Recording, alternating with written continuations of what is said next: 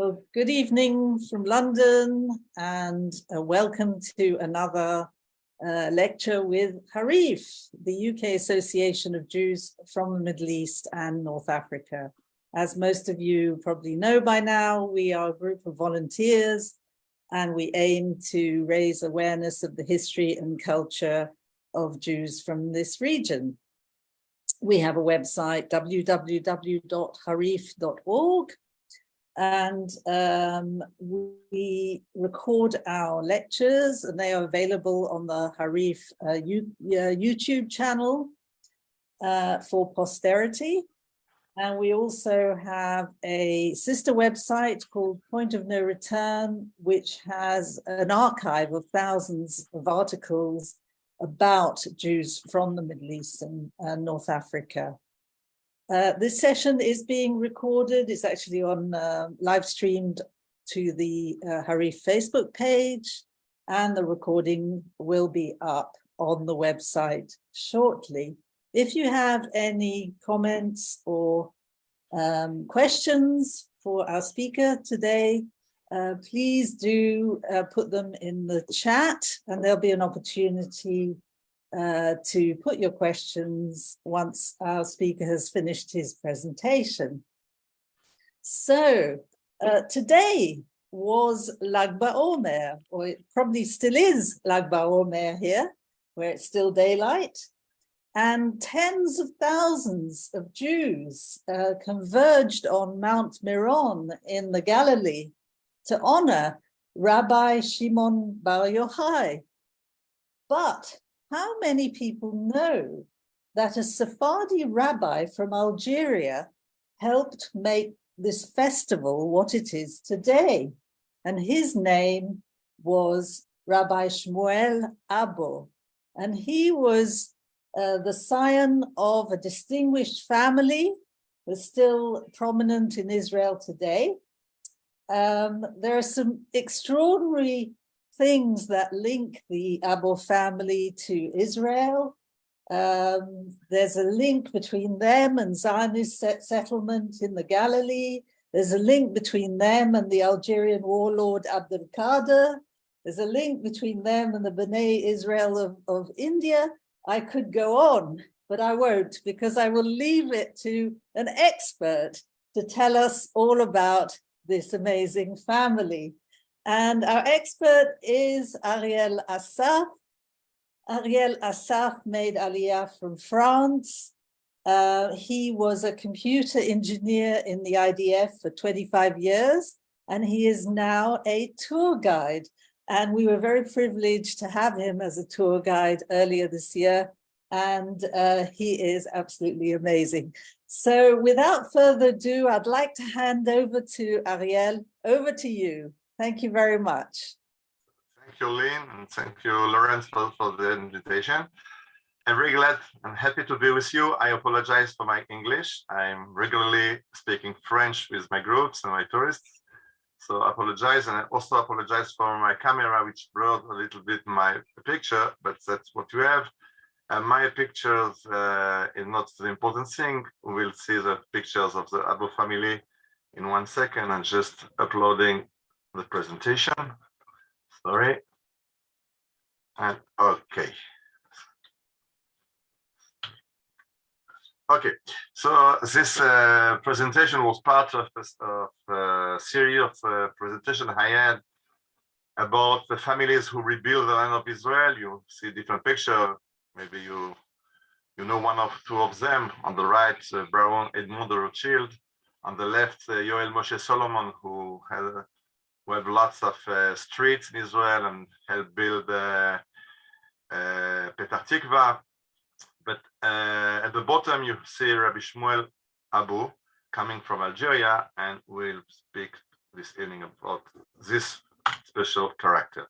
So I begin with Meron, with the festival of Lag Ba Omer. We just finished in Israel 1 hour ago.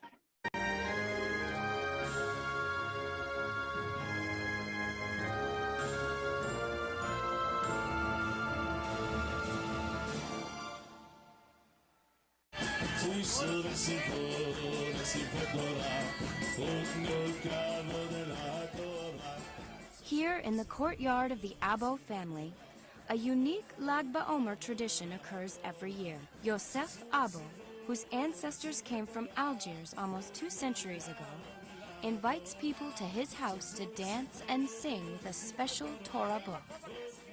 Then they make the pilgrimage up to Mount Meron. אינני יודע אם בעולם, אבל בארץ בוודאי שלא, אינני מכיר טקס שהפך להיות לאומי, ממלכתי, של משפחה אחת אוחזת אותו. וזה הולך מאב לבן במשפחה, ומרכז מסביבו מכל העדות, אשכנזים ותימנים ומרוקאים והאמת היא שעד היום אני רואה את עצמי סך הכל כשליח שצריך להמשיך את העניין הזה עד שזה יעבור לדור הבא.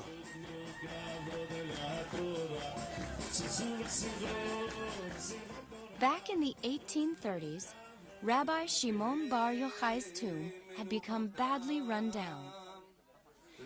Thank you to Yosef Abbo, and maybe we'll begin with the beginning of the ceremony which takes place every year in the house of Abbo family in Tzfat with the Tzfat chief rabbi on the left, Rabbi Shmuel Eliyahu.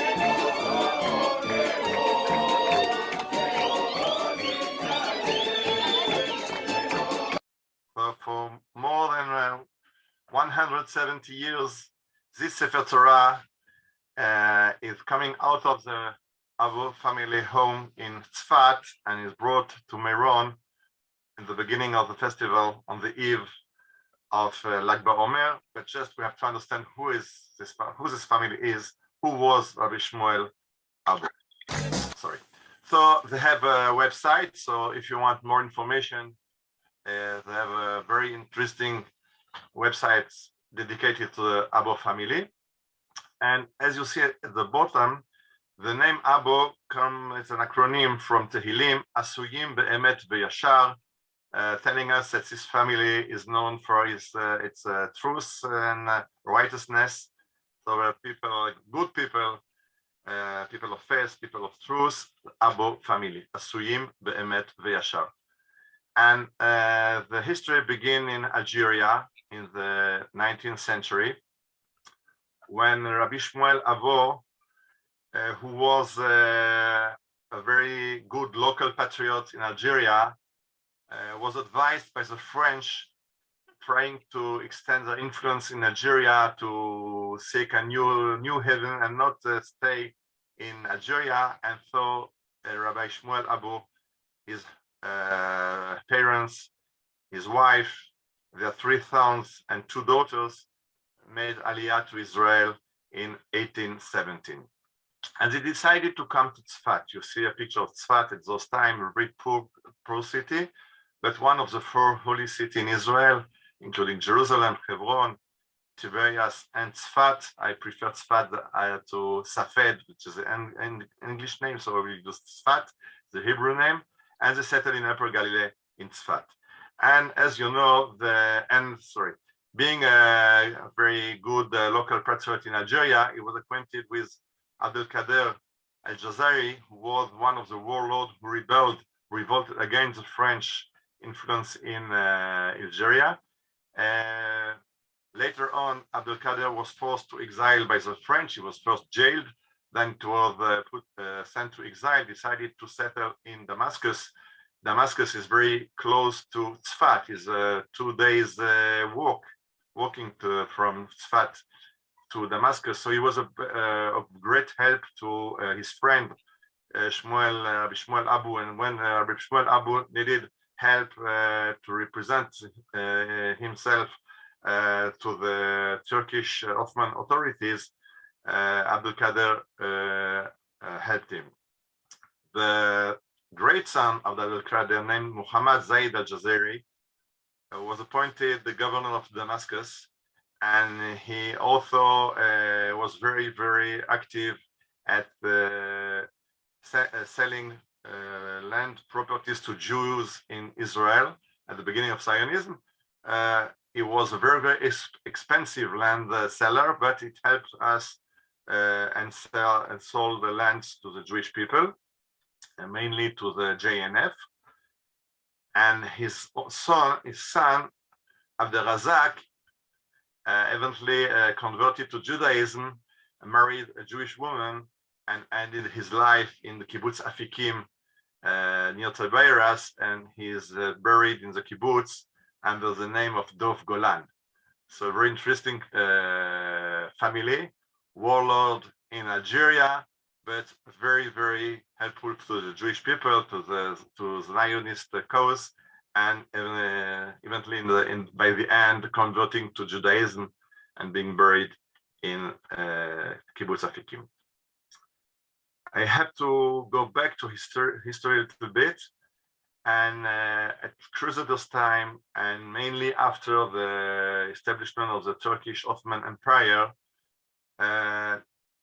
the Sultan was helped by the King of France, Francois I, and as he was thanked by receiving a capitulation regime. Capitulations means that foreign citizens were not judged under the Ottoman law, but they were judged by their own authorities, by the local council in the region. So if a French citizen was attacked in justice by an Arab in Damascus, he could ask to be judged by the French consul and not by the Qadi, by the Quranic judge. And so it was far better for the European, Christian, and Jews. And this was in use at the beginning of the Turkish Empire in the region in the 16th century, but it was renewed in 1840.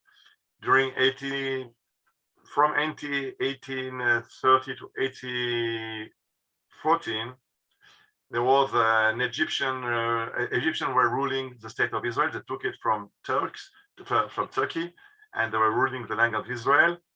And in 1814, they were helped by Russia, by Great Britain and France, and the Ottoman Empire succeeded in expelling the Egyptian from the territories of Palestine, of Israel, and they renewed the regime of capitulation, so that European nations, the Russian, the British and French who helped them could judge their own citizens. And so the European powers established consuls in Israel who defended and protect their population. The Russian consuls mainly protected Pravoslav Orthodox Christians. British and German consuls mainly protected the Reformed Christians, and France protected the Catholic Christians. The Jews were mainly protected by British consuls, but not only. And that's the way it was in Israel. And at those times, France wanted to establish a new consulate in Safed in northern Galilee, because Tzfat was a very important trading place. It's on a crossroad for the merchant in the north of Israel. And they didn't have any French Catholic citizen in the region to represent them. And then the French remembered the guys expelled from Algiers, Rabbi Shmuel Abbo, and they proposed to him to be their representative in Tzfat. And so Rabbi Shmuel Abbo became French consul in Tzfat. And he gave the French citizenship to just every Jew he met in the north, so he could protect him under the French law. So all the Jews in northern Galilee turned to be French citizens.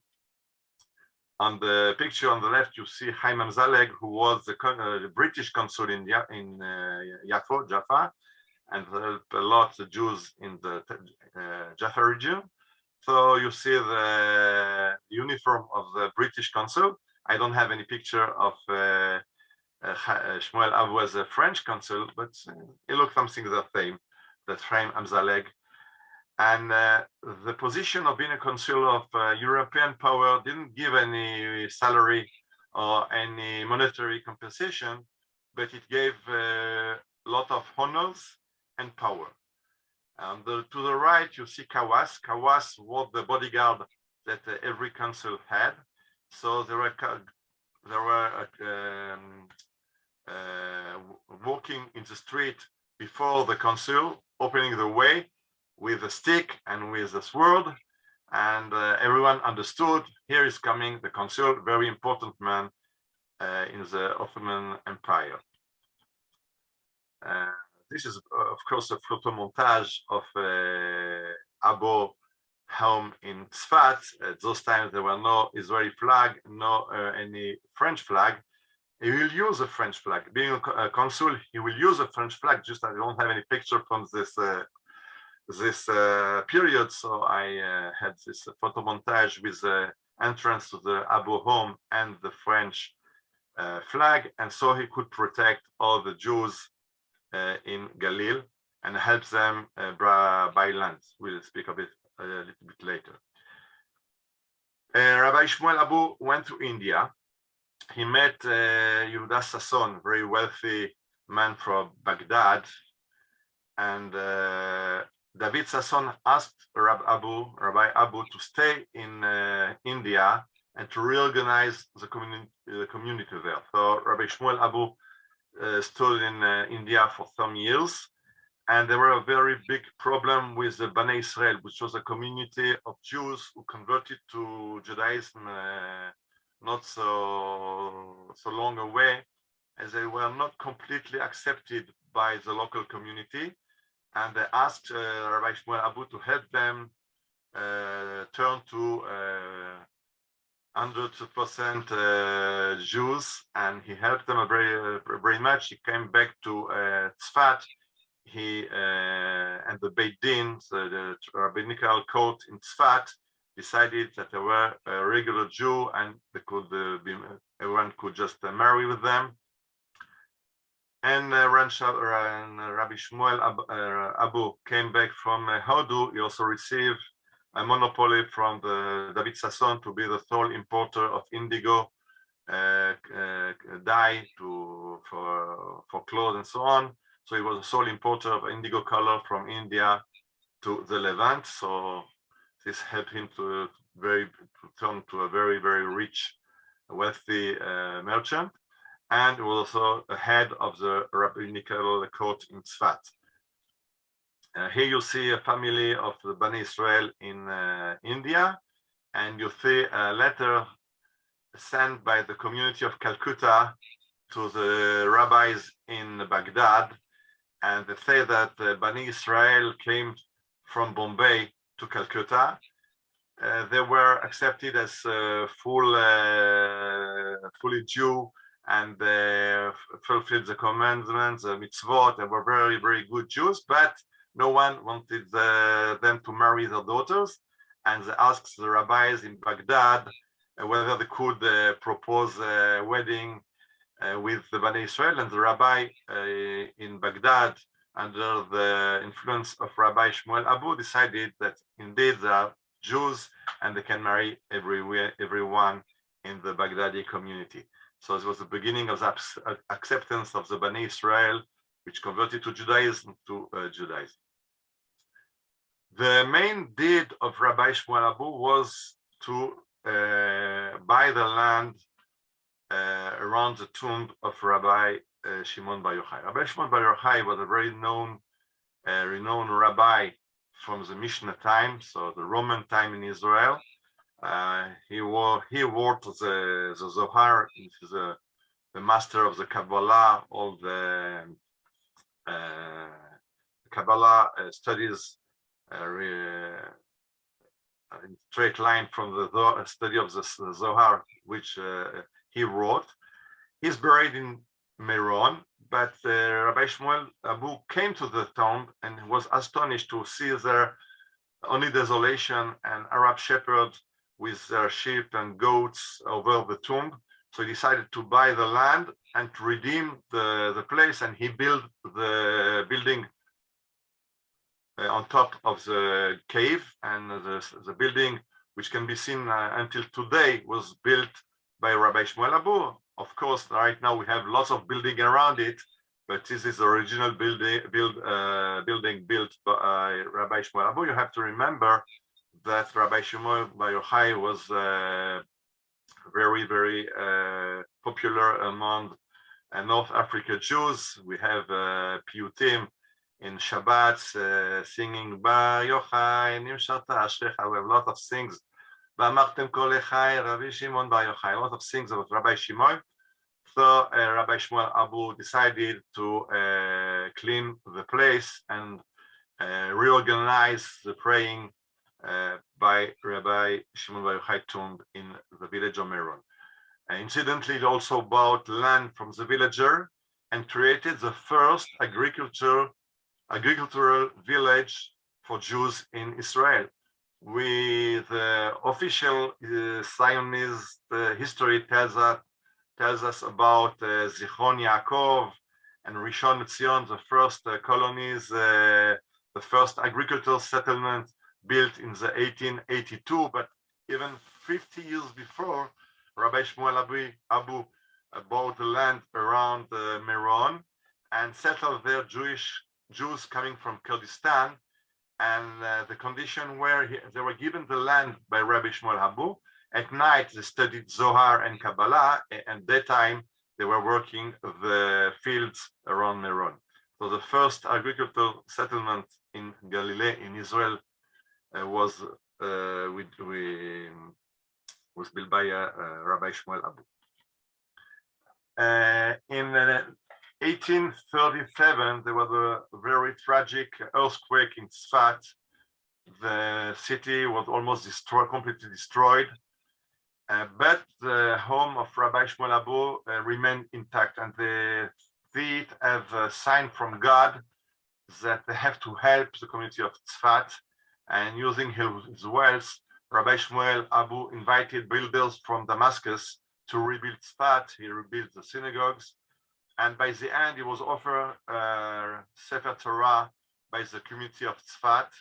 And this Sefer Torah is a Sefer Torah which is brought every year from Tzfat, from Rabbi Shmuel Abbo home, to the tomb of Rabbi Shimon Bar Yochai on the eve of Lag Ba Omer. So what we saw before, and you see on the left, the Sefer Torah brought through the streets of Tzfat and then by car to Meron. On the right, you see the Sefer Torah, which was given to Abbo family by the community in Tzfat. This is about the earthquake.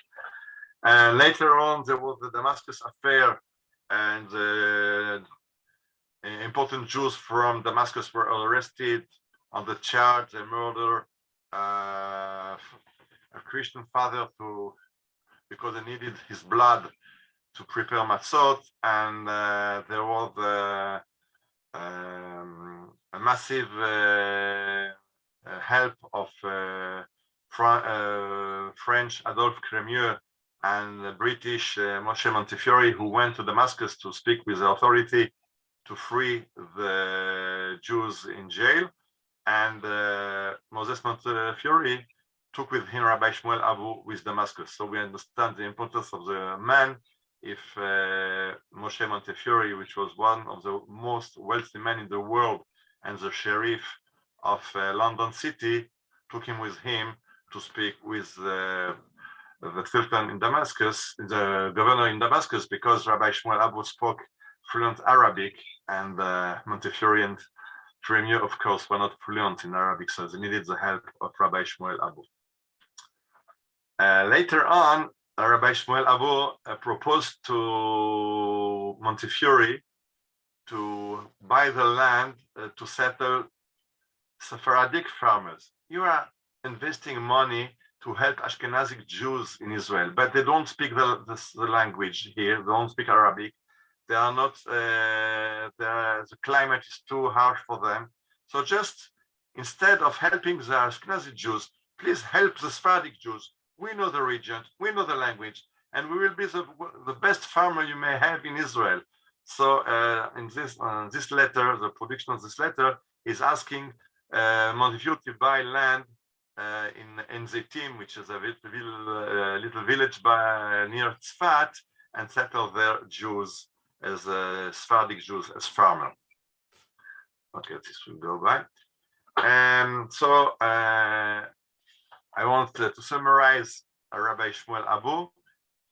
He was a very, very special Jew, came from Algeria, was the chief rabbi of Tzfat, was a French representative as a consul in Tzfat, and bought land for Jewish settlement in Galilee.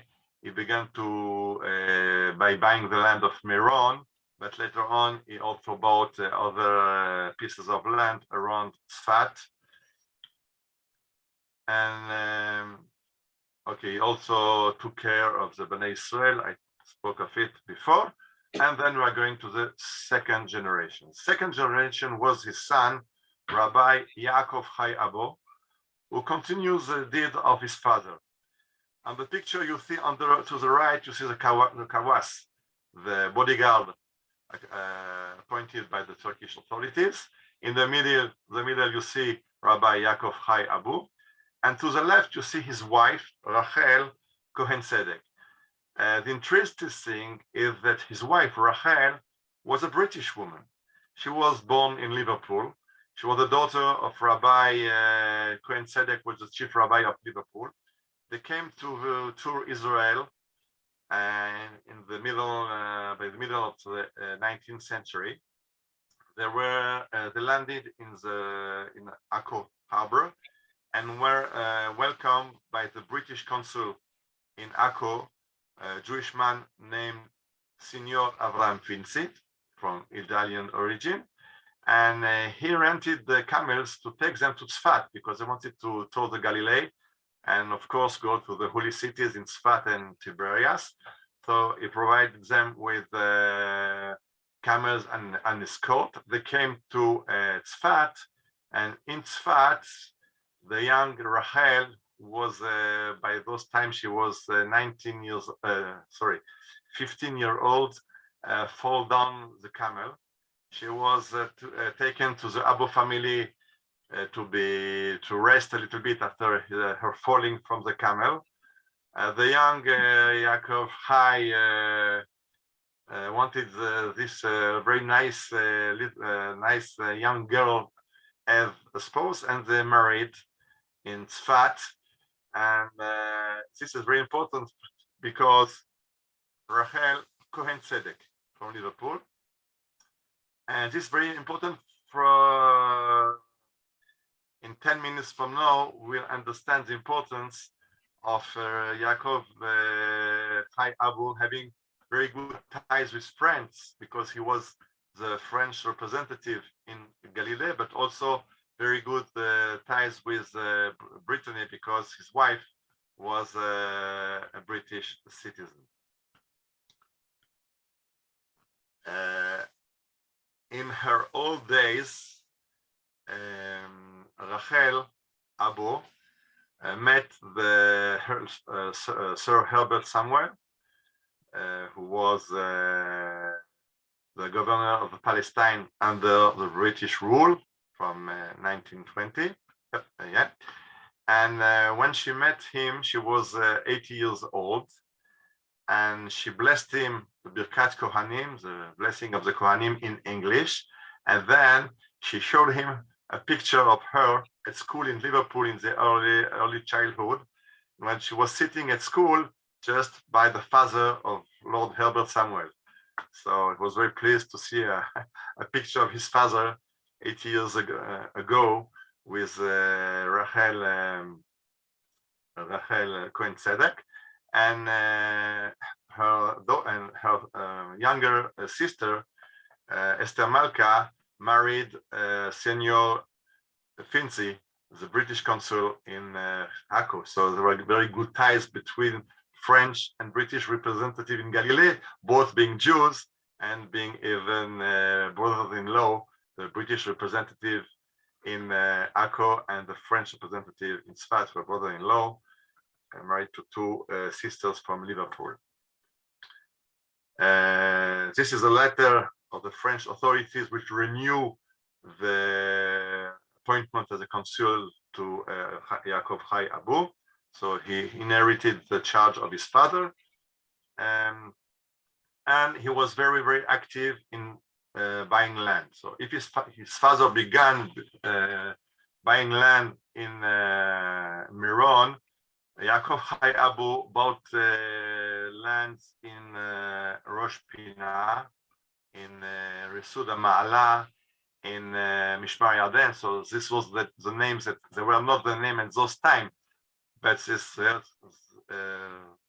were the name of this locality later on. It's very important to understand it. Under Turkish law, foreign citizens could not buy land. So when Jews came from Europe and wanted to settle in Israel, coming from Kurdistan, or coming from Romania, or coming from Poland, they just couldn't buy the land. So Yaakov Chai Abbo, being a French representative, could buy the land. He bought the land, and then he proposed it to the settlers, and so they settled on and built the villages on his own land. So again, in the official history of Zionism, we speak of the Moshava, Yesod HaMa'ala, Moshava, Mishmar Yarden, Moshava of Rosh Pinah, so agricultural settlement. We just forget that all this land were bought by this Algerian family, the Abbo family in Galilee. So, okay, I spoke of it before.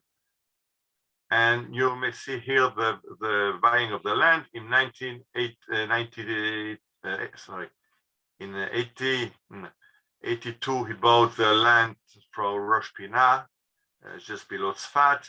In 1883, he bought the land for Yesod HaMa'ala in the valley of Hule and gave it to immigrants from Mezrich in Ukraine. In 1884, he bought land for immigrants from Poland in Mishmar Yarden, later on to be named Mishmar Yarden. And he even gave his daughter to marry to an immigrant from Mezrich. So at that time, it was not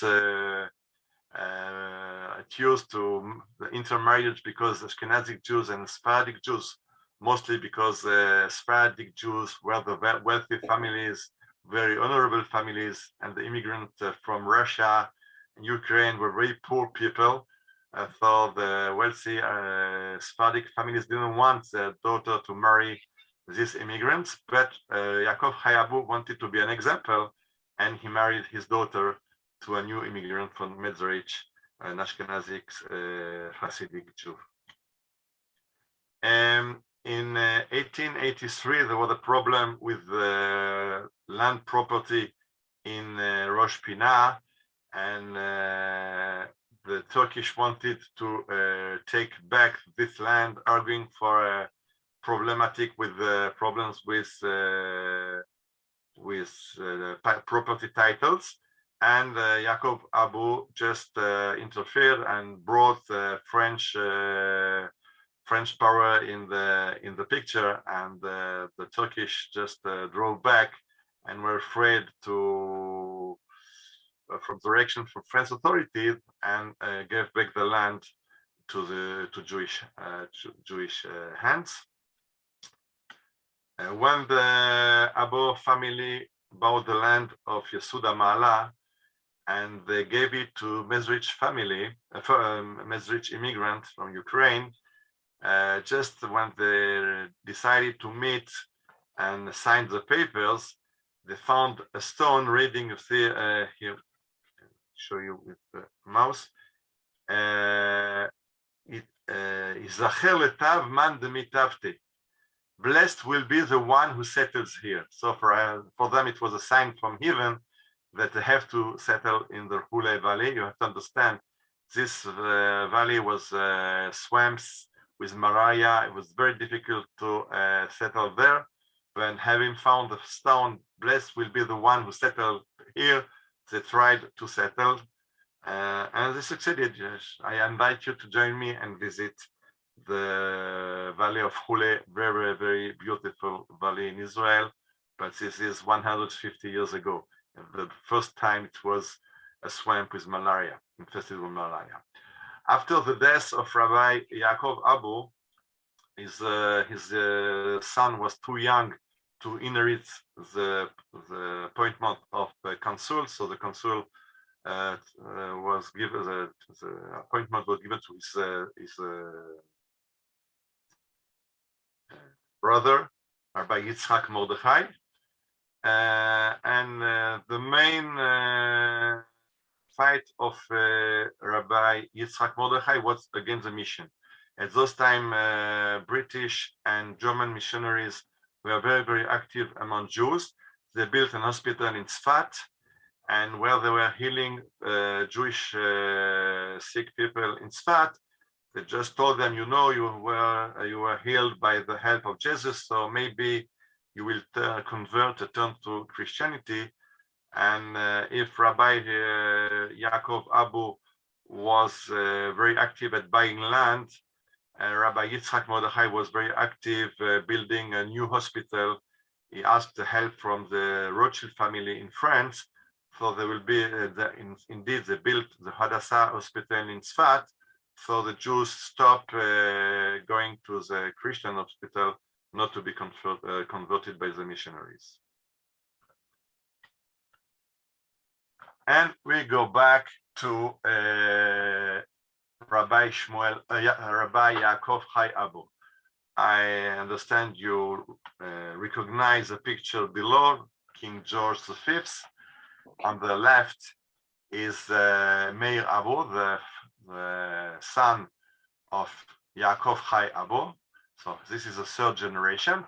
And you remember that his mother was a British citizen. She came from Liverpool. And so they sent the son, Meir, to study in London. And Meir went to London. He studied at the Polytechnic Military School. And he was in the same class than the young George, the son of Edward VII, to become later King George V. So they studied together. And just after the coronation of George as King George V, Meir Abbo sent a letter to sense of good wishes to the new king, and the king answered by a letter of his own, a handwritten letter by the King of England to Meir Abbo in Tzfat. Very important in the continuation of our lecture. So Meir Abbo also married a British girl. He was going every night to sing her sings under her windows, and by the end she accepted to marry this Sephardic Jew of Tzfat. Sorry, she was not British. She came from Russia. So she came from Russia, and also an Ashkenazic Jew. Jewish girl, and married Meir Abbo in Tzfat. And now we are in the 1930. It's the beginning of the Ha'apala, the underground movement of bringing Jews to Israel, to Palestine, at the beginning of the Nazis era in Europe. And everyone just have heard about, I will use the Hebrew term of ha'apala, because ha'apala is translated in English as illegal immigration to Israel. I don't see anything illegal when Jews try to come to Israel. It's completely legal. Maybe it's underground, maybe it's not allowed by British law, but it's lawfully, it's according to the law of God, it's okay for every Jew just to go back to Israel. So I don't like the term of illegal immigration. We'll use the Hebrew term of ha'apala. So just everyone has heard about the maritime ha'apala, those ships who took Jews from Europe and brought them to the shore of Israel. And here you see one of these ships, and people, the new immigrant going ashore. As you understand, they could not land in the harbors controlled by the British, so they had to land on seashores and swim their way to the shore. So this everyone knows about. Less people know about the ha'apala by airplanes. So on the left, you see an airplane in the fields of Yavniel. Yavniel is above Tiberias. And this plane came from Iraq because Moshe Hillel and others organized the migration of Jews from Iraq and used the two former pilots of the Second World War, Michael something, I don't remember the name, but the mixing of the two names of the pilots named the name to the operation, which was named Operation Michaelberg. Michael and something Berg, two pilots who brought Jews from Iraq. So Jews came to Israel by sea or by the air, but we know even less about coming to Israel by foot.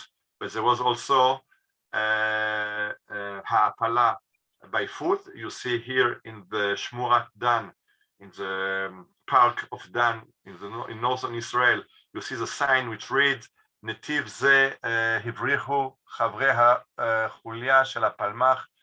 And on this trail, the member of the Palmach smuggled Jews from Lebanon and Syria to Israel. So there was a trail running from Syria, Lebanon, going to the north to the valley of Chule.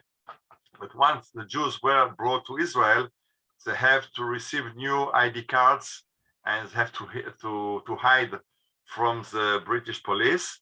And so on the right, you see now the map, you see the land coming from the Golan and from Lebanon through the Chule Valley and going to Tzfat. In Tzfat, they were received by the Abbo family, who helped them, provided shelter, provided clothing, and false ID cards.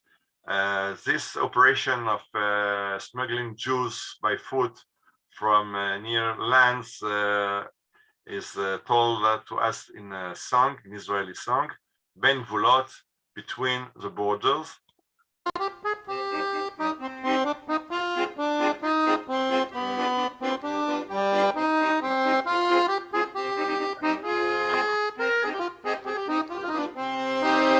בין גבולות והרים לילות דרך, בלילות חשוכי כוכבים, שיירות של אחים מבלי הרף, גם מולדתנו מלווים.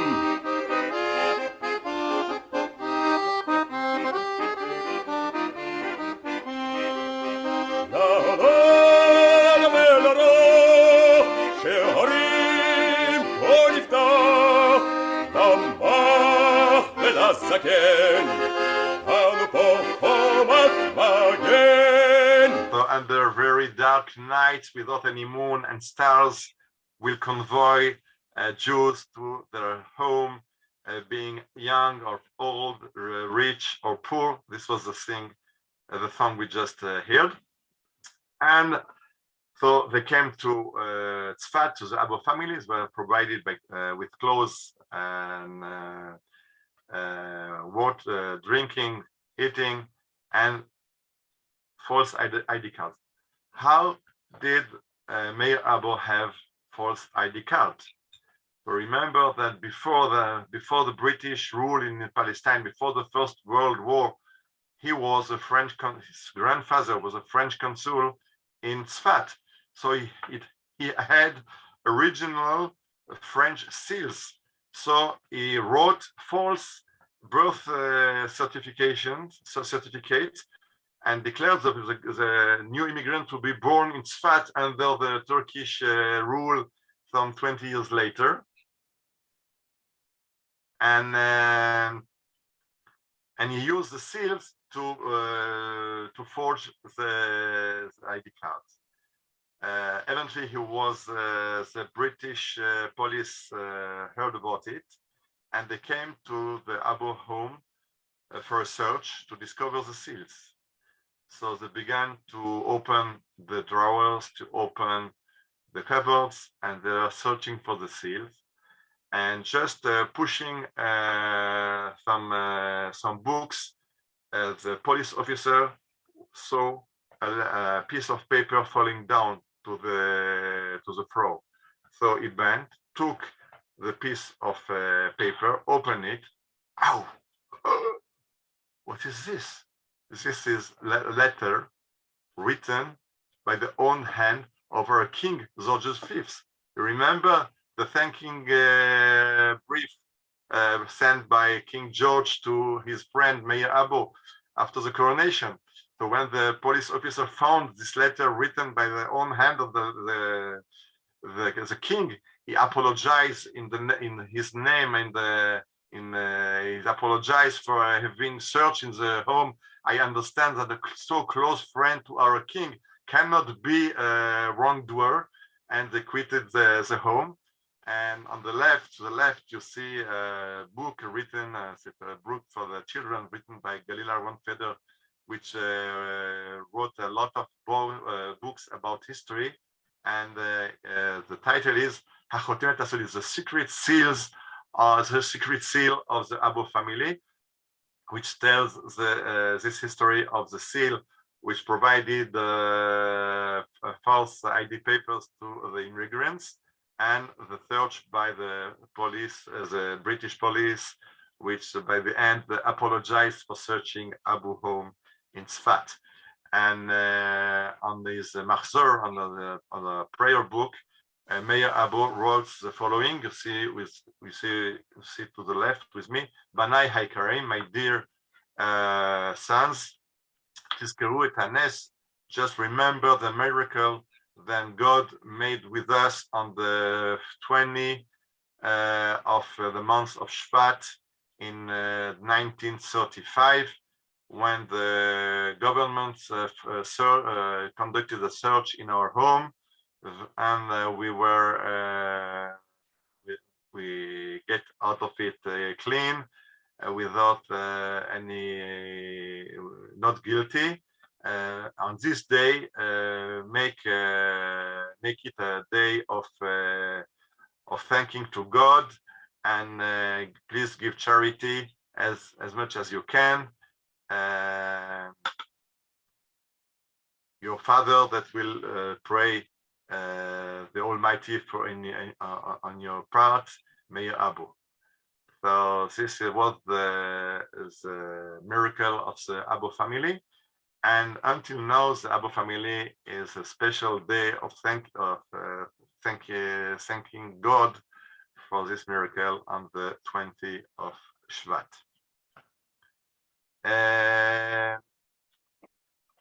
As I told you before, in Yesod HaMa'aleh, also in Mishmar Yarden, there was some problem with authorities. They wanted to take back the land built the Abbo family, and then the wife of Rabbi Meir Abbo just take a rifle.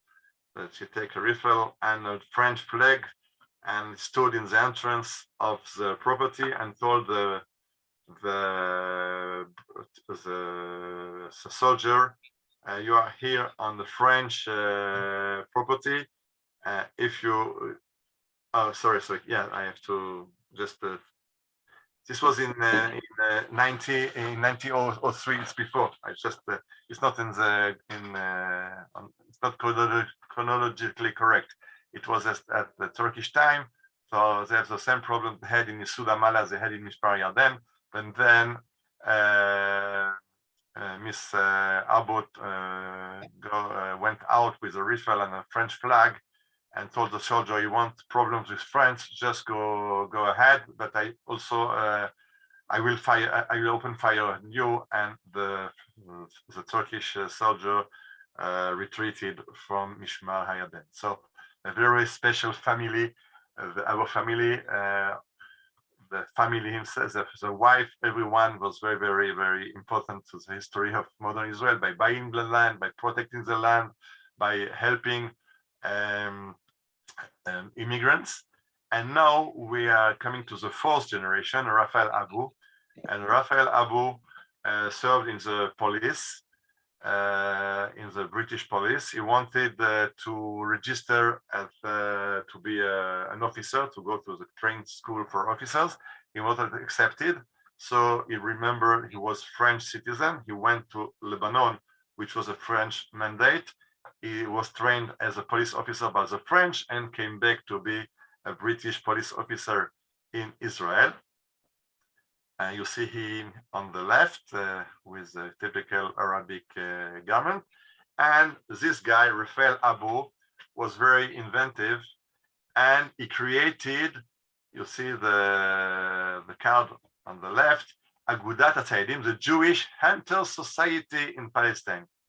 I don't know if you are aware that the Jews are very love hunting a lot, and they even had a Jewish Hunter Society in Palestine. As you understand, Jews are not good at hunting. They don't like hunting, but creating a hunter society was an opportunity to be provided with legal license to firearms. So they could buy rifles and train using the rifle, not war rifle, but hunting rifles. But it's okay to defend the Jews from their neighbors' attack. It was okay. Ariel Abbo created this society just to be able to defend the Jews in Tzfat under the cover of being a hunting society. After the establishment of the State of Israel, Ariel Abbo was head of the civil guard in Tzfat. You see him here in uniform with the local civilian trained to protect Tzfat, like in every city in Israel at those times. And Ariel Abbo, you see him here in his late days, bringing the Sefer Torah from Tzfat to Meron, but this time he's escorted by the Israeli police forces, and right now it's a national holiday. So at the beginning it was a private ceremony held by the Abbo family with a lot of people coming and joining the Abbo family. Right now it's an official festivity in Israel. Ariel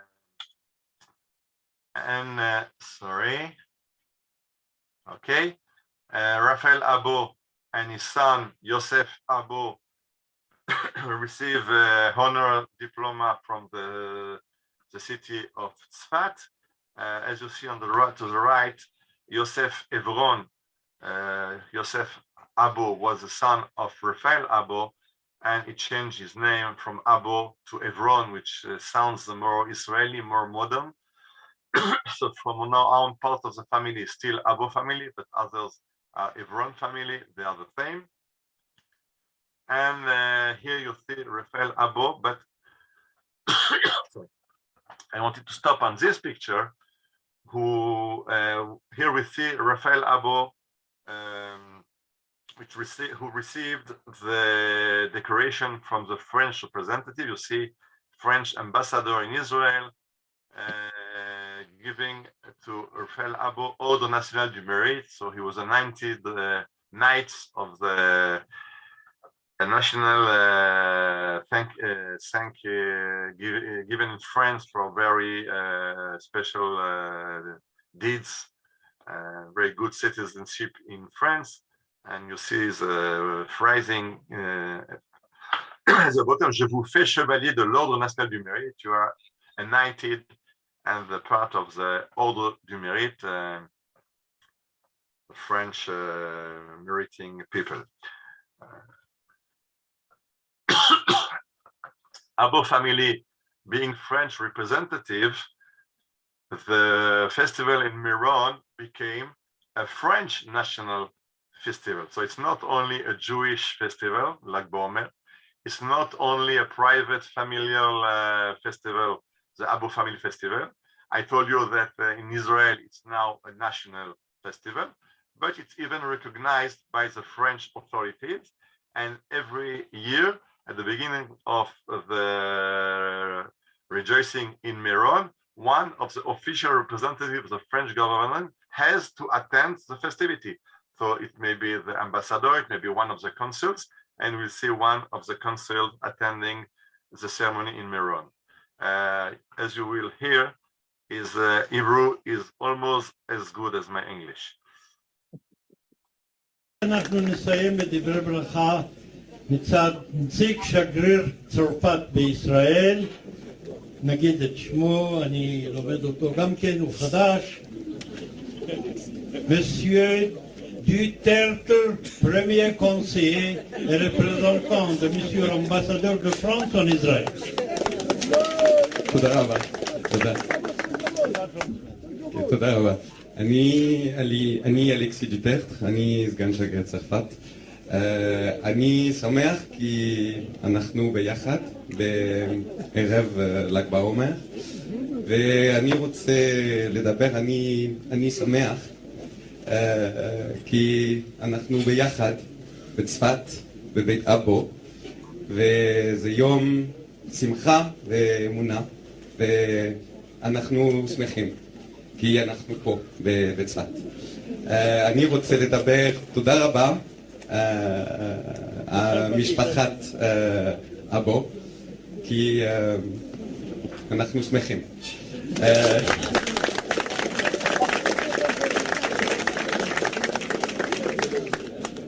בצרפת. Merci beaucoup. Merci beaucoup. Je voudrais vous remercier, Monsieur Abbo, Monsieur le maire, tous les amis, chers amis, de nous avoir invités ici à sa fête.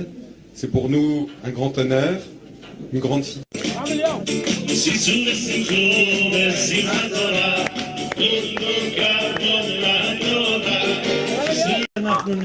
So as you have seen, the festivities in Meron are even a French official festivity. Here you see the invitations to the festivities in Sfat. And what is very important in the Abbo home, at the beginning of Lag Ba Omer, the festivity and the dancing is open to everyone. So Sephardic Jews are coming, Ashkenazic Jews, Orthodox, non-Orthodox, everyone just is welcome. And also non-Jews are attending the ceremonies, and Druze and Circassians. And here you will see some Circassians, so people who were brought by the Turkish regime from Caucasus in South Russia, and who are dancing in Lag Ba Omer in the Abbo home.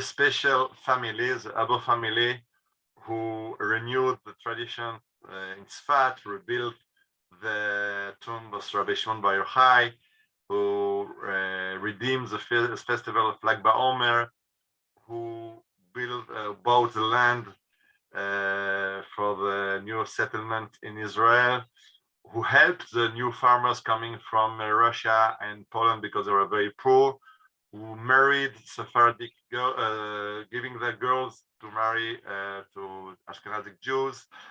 They helped new immigrants under British rule. So a very, very special family. We have seen the beginning of these presentations, this fantastic festival of the world. I hope we have learned to know a very, very interesting family and all their deeds in Israel. So I will close the presentation. If you have questions, I'm glad to answer. Thank you so much, Ariel. That was absolutely fantastic. What a wonderful family, what wonderful presentation. And I think there are a few questions already. Well, there's one comment. Let me just check. Mr. Salasnik says there's a problem with chronology regarding Herbert Samuel's father. Edwin Samuel was born in 1825. Herbert Samuel was High Commissioner between 1920 and 1925. If Esther was 80 at the time, she would have been born between 1840 and 1845. So clearly never in school with Edwin. A possibility that she was in school with Herbert's eldest brother, Stuart, who was born in 1856. Okay, I will check it. Yeah. I also saw another book telling that it was not Esther who was at school with the father Herbert Samuel, but her younger sister. I don't know how much younger she was. I will check it. I don't know. Okay. I had also, I will tell you, I had also a problem with Abdul Qadir because Abdul Qadir was also jailed in Algeria after Shmuel Chai Abbo made Aliyah in Israel. But I read also that he came back to Algeria and he met Abdul Qadir later on. So I had some problem with I used 3 different books and I saw difference in the problems in the chronology. I didn't have enough time to check it. I began to check it yesterday and was very very busy in Israel guiding and today, so I will check it. Sorry, I apologize. But I think the story is a story very interesting. Even there are some points to clarify. Okay, Michal Bar-Lev wants to raise it, has got her hand up. Michal? Okay, thank you very much for a wonderful overview, getting everything in from everywhere. I really enjoyed it. And I would just like to make, I have a short question and a comment that I think some of the comments that relate also to the other question about the discrepancy, where in Tzfat, it's very difficult to differentiate between the historical facts and legend, and they all sort of merge into each other. One of the interesting things is that you can actually date the Abbo family to Tzfat even 5 years earlier, because I found real estate deeds that Shmuel's Abbo's father Avram had bought land already in 1811 and 1812. So that doesn't hook up with what's written in many books about Shmuel Abbo arriving in 1817. But it sort of, is around a description because he came at the age of 28. So 28 is kafchet, is koach. So, you're sort of playing with the idea of coming at the age of koach, of strength, of 28, and working back from when he was born.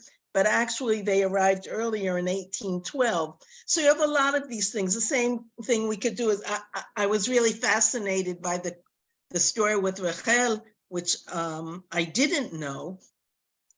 So we have to say is what are the facts and what are the legends and what do the legends serve? So it's all, mystical spot together, whether you're talking about the 16th century, the 18th century. The short question, I could go on other things, but I'm not going to. But the short question is your opening clip of in Meron. Do you know what year that clip was from? With Yosef Evron, I believe, has died already, no? I interviewed him years ago. Yeah. He passed away some 15 years ago, I think. Yeah, so I was interested in what year that clip is. Also, anybody can go into YouTube and do it, and you might be interested. There's a wonderful YouTube of a wonderful short clip that you can see on YouTube of the Lag Ba Omer. I think it's in the 1930s, perhaps it's even the 1920s. And that hooked up with it's the Arab dancers, which sort of hooked up with the last clip. But I'd really be interested in knowing where and when that first opening clip was from. Just send me your phone. I will check it because most of the clips I found them on YouTube. So I have to check the titles of the YouTube and found I can do it. I will check it. And I like very much what you just thought that in Tzfat everything mixed, the legend, the reality. It's indeed this is Tzfat, and in 1948 at the War of Independence in Tzfat, they say that Tzfat was liberated by two means, by miracles and by regular operation. And the regular operation was that they just read the Tehillim, they read the Psalm, and the miracle was that the Palmach came to help. So this is fact. The miracle is the prayer, the regular way of doing things is to pray. The miracle is to take the arms and the Palmach coming. So this way, it's really it's fact. And even more, I think that Ariel Abbo was a member of the Palmach and member with the Haganah. Only in Tzfat you could be member in the Palmach and the Palmach and the Irgun, the Etzel, because in other parts of the land they were fighting one against the other, but in Tzfat we have a lot of people who were members of the Palmach and member of the Etzel. This is Tzfat. Okay. One question for you, Ariel. Do you have any idea where the celebration of Shimon Bar Yochai came from? Did it come from North Africa? And did the Abbos bring it from North Africa to Israel? Yeah, there was a festival in North Africa, but also a different community had this festival. But you have to understand that until 1948, it was not the big festivity we have right now, with 500,000 people coming to Meron, like the last years. In fact, the very big festivities in Lag Ba Omer began after the establishment of the State of Israel, because in ancient times, until the 20th century, people were worshipping in the Kotel in Jerusalem. There was a Hilula. The main Hilula was not Rabbi Shimon Bar Yochai in Galilee, which was very, very far away, 3 days walk from Jerusalem.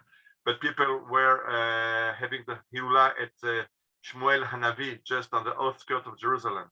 But after the independence of the State of Israel and the war independence, we could not go to the Kotel.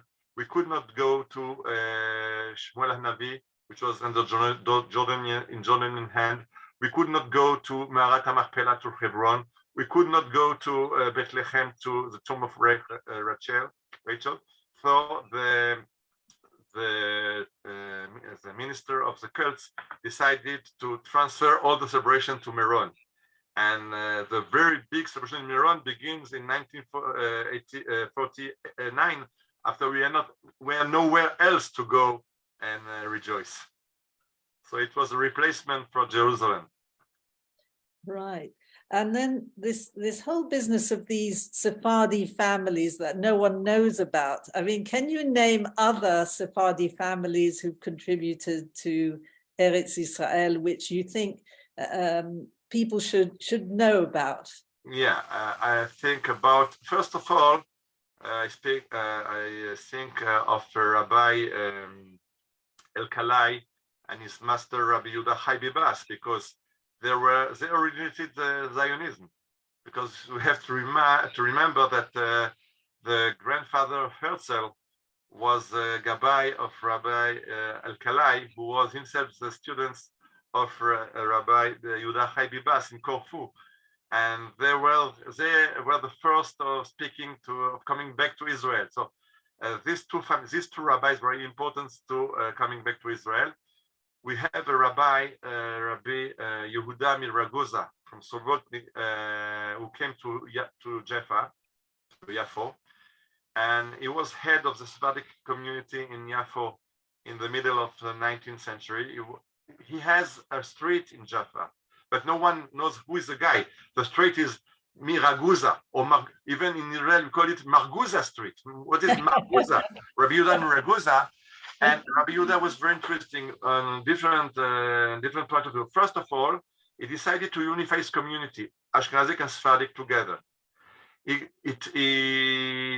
found a piece of land in Yafo and grew up at Rogim in Yafo. And he was head of the community. So if you go, and I was last month in Yafo to the old cemetery. The cemetery opened in 1832, and you see the names. You see the names in the cemetery: Biton, El Makayes, Bibas, all Sephardic Jews. They were completely obliterated from the official Zionist history. And we are told of the Zionist office in Yafo who built land for the new immigrants. We just forgot one thing. Ashkenazic Jews could not buy land, and even if they could, they couldn't speak Arabic. So in fact, all these people from all this Biton and Amzaleg and Shlush were the real guy who bought the land, who was the middleman between the Arabs and the Ashkenazi Jews coming from Europe. And it's a pity they were forgotten from history. If you go to Yafo, in fact, you have two streets, Shlush Street, Aaron Shlush, who came from Algiers, and Chaim Amzalag, who came from Gibraltar. And I have a conference also about this first aliyot, which were not counted in the official count of the aliyot, modern aliyot back to Israel. And another one we have to remember was Rabbi Harav David Ben Shumon, Suf Vash, who came from Morocco in the beginning of the 19th century and rebuilt the Moroccan community in Jerusalem. And in fact, he built the first modern quarter outside the walls of Jerusalem. Everyone knows about Montefiore and Mishknot Shananim, but Montefiore and Mishknot Shananim was a philanthropic neighborhood built by a philanthropist. The next, and if you open the history books, we'll see that the first neighborhood built by inhabitants of Jerusalem was Nahalat Shiva, built by Moshe Salomon and Rivlin, and all the name we know in the Zionist history. And we forget that, in fact, the first neighborhood built by Jerusalem inhabitants was Beit Machane Israel, which was built by the Moroccan Jews. Fantastic. Well, no, we must have another lecture from you about this. The hidden aliyah, I suppose. Yeah, that would be wonderful. And what can we do to sort of publicize this, to fight this official version of Zionist history that sort of obliterated all the Sephardi precursors? It's beginning in Israel. I came to this lecture about the Forgotten Aliyah because I toured the Mount Herzl Museum, And on Mount Herzl Museum, they had an exhibition with the picture from the forgotten Aliyah. So if in Mount Herzl, the official Zionism movement is beginning to remember this Aliyot, so something is changing, but it takes time.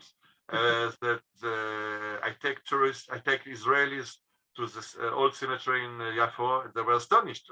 All the names are Sephardic, and other guides are beginning to do the same. So little by little, this history begins to be heard of. Well, I think that's wonderful. Yeah, Holly wants to speak. Okay, Holly wants to speak, and I think what we'll do is wrap up now because the time is late for you in Israel. Okay. Okay. Should I? Okay. Yeah, go ahead. Go ahead. Say something, Holly. Okay. Okay. First of all, Lynn and Lawrence, I want to thank you very much for this presentation. You are very lucky to have found Ariel. Ariel, merci beaucoup. Toda Rabah, God bless you. 2 years ago, I watched a documentary on Al Jazeera TV about the war in Beirut, 1975, and I couldn't understand, why am I reading a Holiday Inn menu in French? I can read words. Okay, now I can't read French, I can read words. Why am I seeing the French street signs in Beirut? I couldn't understand what was going on. So thank you for mentioning that Lebanon was a French mandate, because I only know Lebanon is the Middle East. Yeah, that's right. It was complicated, wasn't it? I just want to tell you that you are surprised that this Aliyah were completely obliterated from the Zionist history. I grew up in France, and I was told that during 12 years at school, that all the French people were resistant and opposed the Nazis and the Germans during the Second World War. Then I came to Israel, and I learned. You remember Moshe Dayan, our general with one eye? Yeah. His eye was taken by the French bullets fired by the Vichy forces in Syria and Lebanon, because the British fought the French army in Lebanon. And Moshe Dayan was hurt by a French bullet, but I was never told about this in France. In France, every French citizen was a resistant. Yeah, of course. Revisionist history, isn't it? Anyway, I'd like to thank you, Ariel, for a most wonderful presentation. And all those listening, if you go to Israel and you want a tour guide, well, there is a wonderful tour guide here at your disposal. Thank you once again for a wonderful presentation. We're going to have another one about the forgotten Aliyah, I'm sure. Thank you all for joining us. I think I have even more interesting. Yeah. The first victory of the Second World War. Yes. Was the landing of the Allies in Algeria. Yeah. It was made possible. It was made possible by the Jewish underground. Yes, I know. It's a lovely story. It's a great story. I have a lecture about it also. It's an incredible story because it succeeded to arrest the Maréchal de France. The right hand of Pétain was arrested by Joseph Aboulkir in Algiers. And they had brooms they pretended were guns and that, and they deceived people. It's a lovely story. It's a great story. So just want to tell everybody about our next program, which will be in 2 weeks' time, and that will be about the last Jews of Asmara. And in case you're wondering where Asmara is in Eritrea. And did you know that there were Jews in Eritrea? Absolutely amazing. And there's also a film the next day for those who can make it, those of you who are in London. So without further ado, I think we will close. But before we do that, we will open up. I've got to take people out first. So we've got our usual iPhones. There's something wrong, Ariel. We normally get Wonder Woman normally joins. She didn't join tonight. If anyone wants to say anything and they've got their real name, you will be able to do so. I just put on all adverts up if they're going to be working. Yeah. Okay, so there is an advertisement here, the last Jews of Asmara. We've got interesting lectures coming up in June. And right, now everyone can unmute themselves now. Okay, does anyone want to say anything? Stunned silence. Yeah, Thank you very much. Thank you. That was Yes. so interesting. Interesting. So, very beginning, but I will catch up with that. But it was fascinating. Yeah. And if anyone is around to see the film on the 24th of May, it is incredibly funny. I won't say too much, except it's about the Haredi, about an Ashkenazi boy in the yeshiva whose parents only want him to marry an Ashkenazi, and he falls in love with a Sephardi girl, and it is incredibly funny. Yeah, and Thoroughly actually recommend it. should follow the example of the Abbo family, who didn't mind who they married. Even from Liverpool. even from Liverpool. Okay, so once again, thank you very much indeed, Ariel. Hag Sameach to Holly. Yeah, Hag Sameach. Bye. Thank you, everybody. Stay well. Come back, Ariel. Okay, thank you. And if anyone wants Ariel's details to do for guiding or whatever, if you contact Lynn or me, we will pass your details on to Ariel, and he really is a superb guide, and his English is even better in the flesh. And if I'm right, Meron was where there was the crush about 2 years ago. Yeah, that's right. Yes. I don't know if that was mentioned in the beginning, if I missed that or anything, but No, it wasn't mentioned, but the fact that Meron is a national holiday was mentioned. yeah. Okay. They did take special precautions, I think, this year to avoid a crush. Yeah, so there's a limited attendance to Meron. The police is very strict at not allowing more than 30,000, and you receive a permit for 5 hours. Then you have to go out to allow other people to come in. Yeah, I think they learned their lesson. Follow the rules. Yeah, absolutely. I remember that catastrophe. I think it was during lockdown as well, wasn't it? I think it was 2 years ago. Yeah, I think it was. Yeah. Okay. Yeah, but you don't follow the rules. You try getting on the through. Sure, if you get the television. This was not the first tragedy in Meron. Already 100 years ago, a roof collapsed and some people were killed. So it's not the first time. Oh dear, but there are much more people, so there were much more casualties 2 years ago. Yeah. Oh, yeah, I remember that terrible video footage. Yes, it was awful. Anyway, we wish those of you who are still a few hours behind us, Hag Sameach, and have a good one, and see you next time. And again, thank you once again. Good night. Shalom, shalom. Shalom. Be well, everybody. Be well.